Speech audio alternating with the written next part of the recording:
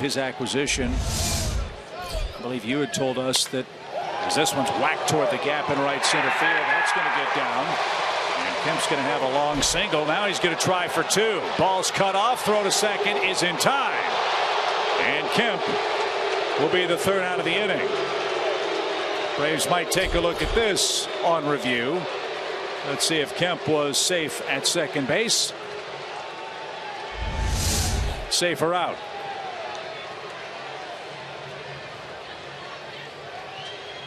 Oh, thought he was safe. Oh, looked safe. Yeah, tag. Thought the tag got his helmet, but he didn't. Got him on the shoulder. I think this is going to be challenged and overturned. Yep, Braves going to take a look at it.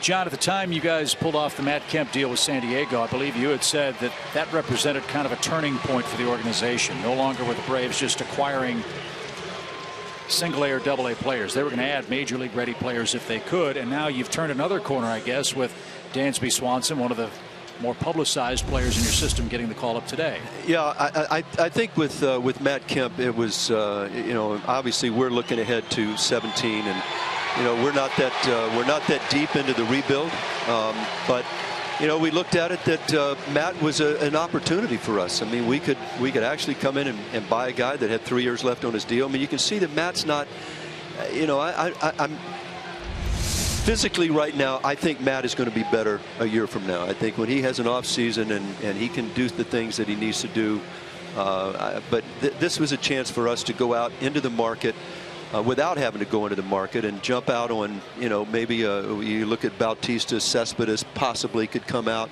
There just wasn't a lot of power hitters out there. And we felt that Matt had a lot of gas still left in the tank. He's 31 years old. He's got a favorable 3-year deal for us. We were able to move a player that we really didn't want along with it. So at the end of it, it's and so far, listen, Matt's been as advertised. He likes to play. He wants to play. He's got power. He still can do some things, and I think he's got a chance to come if he can come back in better shape and I think do some work, physically. That he's got a chance to really be that kind of number 4 or 5 type hitter that can hit the ball out of the ballpark. And you combine him with Freddie. Maybe we keep looking in the market. You add it. And Dansby obviously was a different story, and I think going back to what you said, Chip, I mean, we're still on the lookout for prospects. I mean, the Ibar trade, we weren't out there necessarily looking to move Ibar, but he had played so well over the last 2.5 months. There was an issue. We got a catcher, a young catcher that we like, that we think next year plays in Double-A. Going to maybe try to get him into the fall league this year. And so we're still adding, still building, still repairing the farm system. But at the same time, obviously we're going to be looking to get into the market this year and do some things. Some pitchers, position players. And with that in mind, there's more position players, more pitching coming. One question that some fans have, and maybe you can answer that for us, the Braves made a concerted effort to play Ozzie Albies and Dansby Swanson together this year.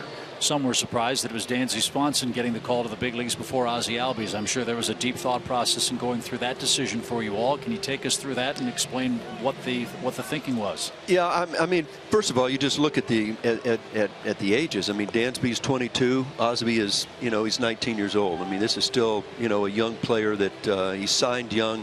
Look, this is a mature kid. We like this kid a lot, but we just felt that Dansby was more advanced, and we felt that he could handle this better than could Ozzie. And obviously, look, our people go in. I've been in and seen the Mississippi Club, and you go watch these guys play. You think that potentially could be a double play combination, but I just don't think we feel Ozzie's ready for it yet. And doesn't mean that come September we might not take a peek. It doesn't mean that we might come into spring training and give him a look.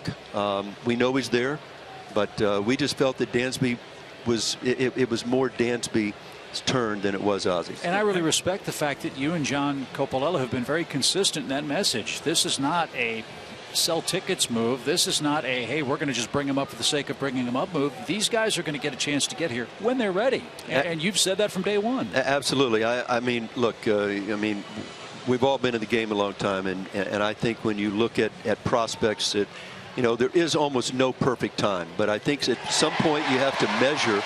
That's a good call there. That's good. We like the replay now. Yes.